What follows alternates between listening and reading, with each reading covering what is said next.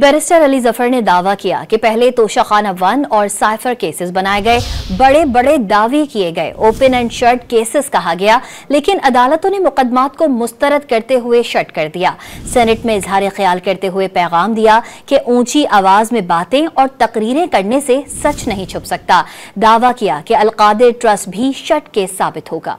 फरमाया अल-कादिर केस के बारे में कि ये एक ओपन एंड शट केस है। जो चीज ओपन है वो उनकी इमेजिनेशन है और जो कुछ बंद है वो उनका कानून की समझ और इंसाफ का एहसास बंद है। चीख चीख के या मीडिया पे कह के जुर्म के पैसे थे तो जुर्म के पैसे नहीं बन जाते। तोशाखाना केस, जिसको तोशाखाना 1 केस कहा जाता है, उस पे भी हुकूमत कहती थी कि ये ओपन एंड शट केस है। दूसरा केस बनाया यही कहते हुए कि बहुत बड़ा केस है, बहुत बड़ा जुर्म हुआ।